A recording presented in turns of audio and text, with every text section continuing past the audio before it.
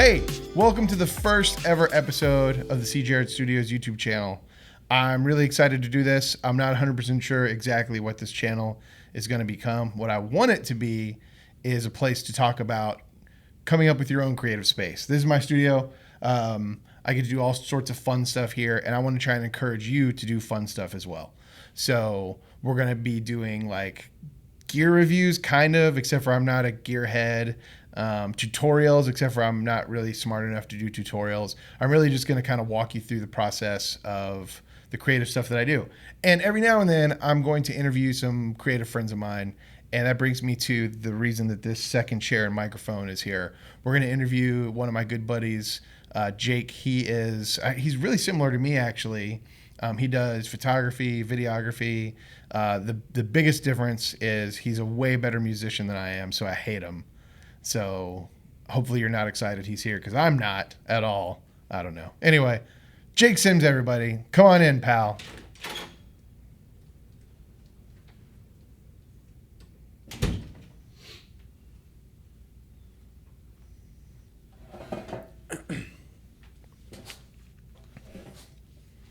Hey, man. Hey. How's it going? Do you know how long this is going to take? Full disclosure, we wanted that to be like awkward, but he didn't tell me that he was going to say that, and it got me good. But we planned for him to do a second entrance, so let's do what we planned. Yeah, okay. let's do that one. Do you know how long this is going to take? So I think it'll be cool if when I do interviews, we treat this like, you get out!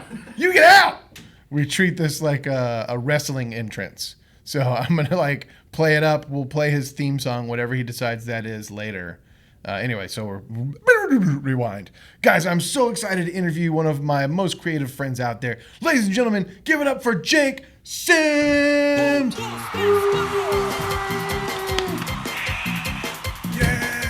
Jakey.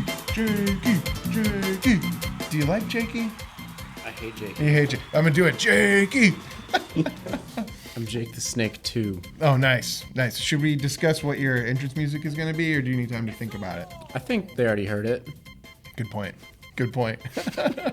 Okay, so we are in the room where we just recorded a session of your band. Tell us a little bit about Jake Sims' band. Okay, sure. Yeah. So, Jake Sims, this guy right here.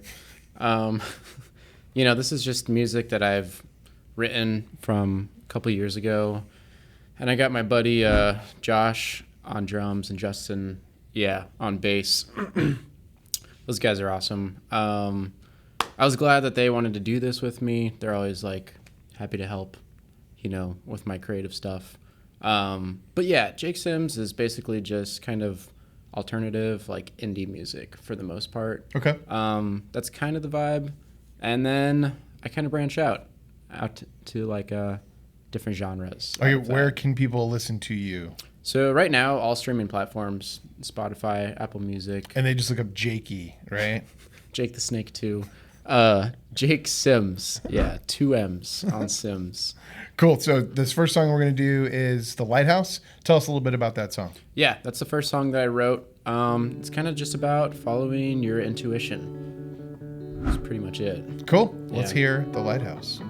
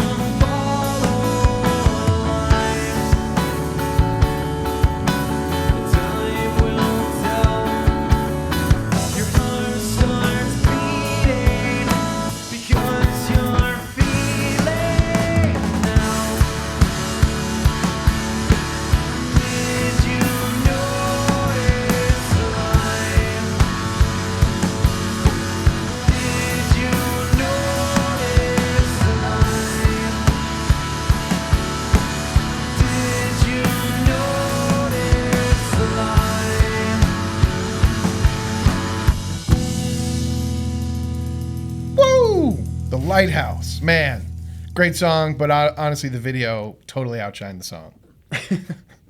Shout out to Ethan for helping me film that. We did all of that right here. Obviously, Jake, Josh, and Justin brought killer musicianship and a really good song. But everything else, all the lighting and sound and video and stuff was all done in this room. Yeah. And that's a big part of what this channel is about, is encouraging people to find a creative space. So this is ours. Yeah. Okay, so I want to talk to you about your creative process. Okay. And as far as music goes, because we'll probably have you on another time to talk about like photography and video and stuff. About lame stuff. Yeah, exactly. So let's go way back in the Wayback Machine. What's like your introduction to music? How did you first get interested? Okay. So I was at my friend's house, Michael Himes. He's a lifelong friend of mine. Super awesome dude. Been doing some work for NASA recently. What? So yeah, he's crazy. Is he a rocket scientist? Like literally? Yeah, pretty much. That's so lame. He's a genius. Shout out to Michael Himes. But he had a drum set at his house in like elementary school. Okay. I was going to say, what, like third grade, fourth grade? And so, he just showed me the beat, and I was just like addicted to like the drums, like right off the bat. So that was my first instrument that just like got me hooked into music. Okay. I'm imagining like band in school. Yeah, I was in drumline in school. But with the drums, I was always in different music projects and everything. So I'd always been in that kind of role. And then recently, I got kind of sick of lead singers because you know how those guys are. And so... Hold on.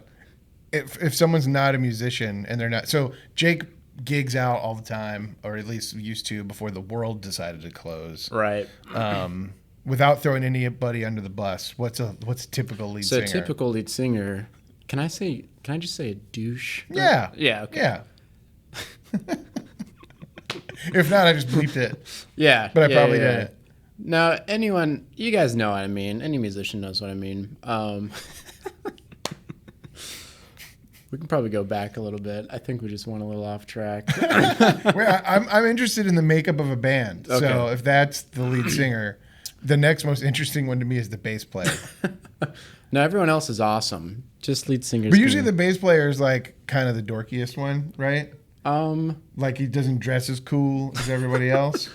I don't think so. No? No. But he's usually like the guy that people like the most. Like it's just a solid...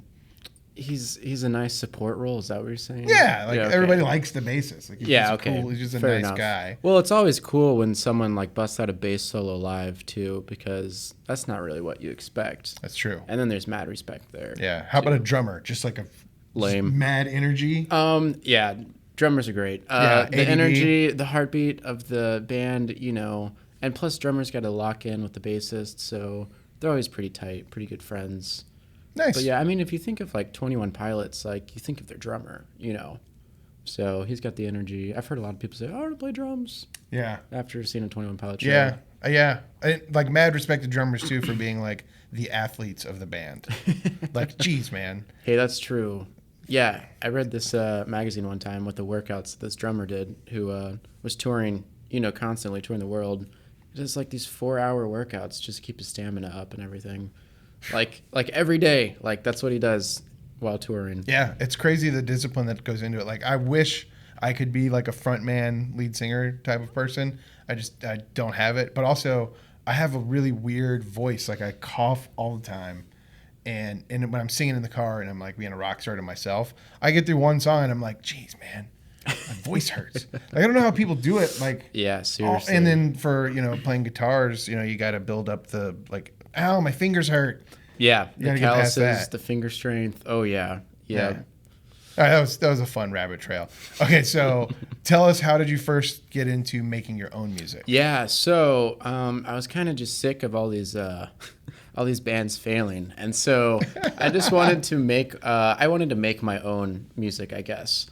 Make your own kind of music? Yeah, because I was always just writing drums for like other people's music and everything. And so that's great. I still love doing that. But I needed to express my own music. So I was like, all right, I got to learn how to play a guitar and sing. So I just picked that stuff up in high school and then kind of just went from there. And then wrote Lighthouse towards the end after high school. Yeah. So you were already in like bands in middle school and high school? Yep. Man, that's so cool. I was just playing sports. Yeah. So lame. Yeah.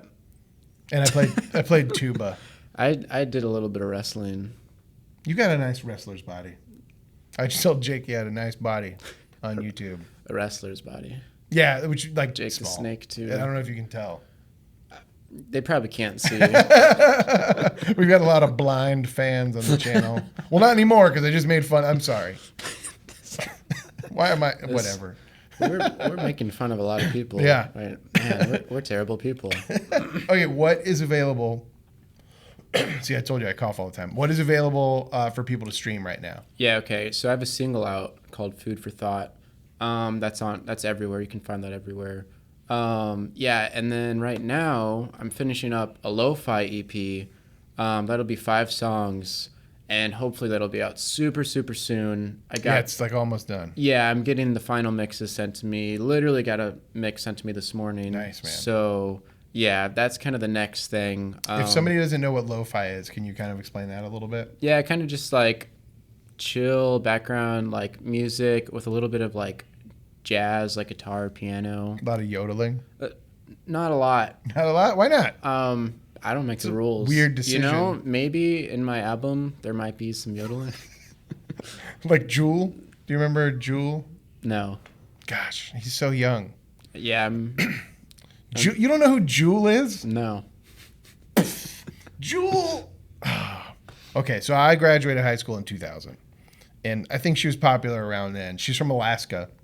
She lived in a van. And she sang these like coffee shop acoustic kind of songs. Oh, okay. But then every now and then would just be like, Nice. That sounds vaguely familiar, but I can't say I know You should her. Google her. Although if you just Google Jewel, no, it'll probably. She's pretty famous. She's Jewel musician. there. You go. Or Jewel yodeling. Oh. All right. So, anything else you want to tell us about the Jake Sims music project? The next song that we're gonna do, which is called "Look in My Eyes." Yeah, Look in My Eyes. That's a fun one because that was one that I got to write with Josh and Justin. So it wasn't just lately or usually. It's just I come up with these ideas and I kind of direct like, hey, I kind of want this going on. But this one we actually got to write it together and everything. So I went kind of a different route than I was thinking in my head, which is awesome. Cool. So, yeah, I guess you can see that, in the video coming up. Nice. So collaboration. Yeah, it was more of a collab. Is always super cool. Yeah. Before we jump into the last song, can you tell us a little bit about just kind of your creative process when it comes to writing songs? Is it the same every time? Is it different? How does a song start? How do you know when it's done? Any of that stuff? Yeah, usually, honestly, I'll think of like a melody or something in my head, or like sometimes I'll have a dream and then like I'll wake up with this melody from the dream and I quickly grab my phone and just make like a voice memo. Seriously? Yes, of the How melody. often does that happen? That happens probably like a third of the time for the songs. And then I just, at like 3 a.m, I'll just like sing this little melody to the side and then I'll revisit it. So I got a lot of weird voice memos in my phone, is what I'm saying. So if somebody steals your phone and they're going through your memos, they're like, sleepy time. Any lyrics ever come to you in your dreams? Not really, no. Just like melody? the melody. So this is funny that you mentioned that. Like, I'm super intrigued by the way we dream. And I had this one particular dream one time. I was at Magee. If you're from Tampa, you know what that is, Museum of Science and Industry. But it wasn't Magee. It was like way bigger and even more amazing. It's pretty amazing, but it was even more amazing. But in my dream, I knew it was Magee. And I don't remember anything about the dream except for I was there and I was walking around. And on the speakers, I could hear a song that went like this. Shorties in the highways and byways. It was like kind of maybe a hip hop song. And then the hook was like this weird, like, soulful shorties in the highways and byways, which doesn't exist. Like, that's not a song. In my dream, I just made up a song that was playing on the speakers at Magee. Like, Man, that's bananas, right? That's nice foreshadowing for your next single. Shorties in the highways and byways. It's like, okay, so I am trying to write some music. Hopefully I'll have some stuff done here pretty soon. But it's not hip hop. Not yet. There's no soulful hooks when Not I'm yet. like, that's true.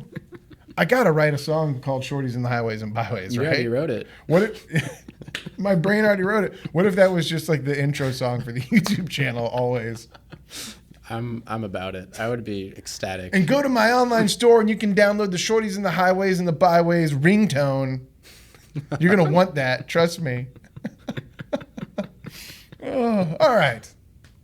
So, melodies from dreams. Yeah. Yeah, and then I just kind of come here, honestly, to the studio and just kind of work with the song. I try to, honestly, just write the chorus first, chorus or bridge, and then I just kind of work around that.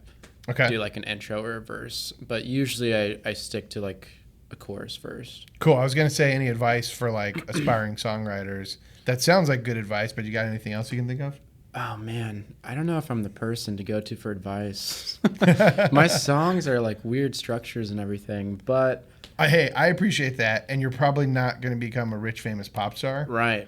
But, like, I think people appreciate that kind of music. Fair enough. I certainly do. I like a good pop structure. But this one is the one that has a really cool like bridge in it, right? Where you guys are just the little breakdown thing. Yeah. Yep. That's probably my favorite part of the song. Sweet. I don't think that would make it on 93.3 FLZ. Well, there goes my hopes and dreams. It might make it on 97X. Well, there goes my hopes and dreams.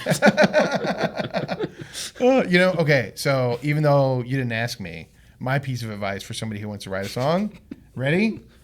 Just write the song. Got him. Who cares if it sucks, right? Easy. The first ones are gonna suck anyway. Just get like those. The Lighthouse. That was the first song I wrote. Yeah, you saw how awful that was, right? Just wait for this next one. The most recent one. 5% better. And I've learned this too in writing like short stories or anything like that. You can't fix something that doesn't exist. So just get it out there in the world, Nice. let it exist, and then you can be like critical of it if you want. So there's my advice. Solid. Honestly, solid advice. Thanks, man. I'm glad you could come and compliment me on my YouTube channel. Yeah. So speaking of complimenting, this next song is even better than the first song. Honestly, it's more than 5% better. I would say 7% better. Oh, man. It's like paying your taxes. Like, it's 7% better. Woo! You know? Here it is.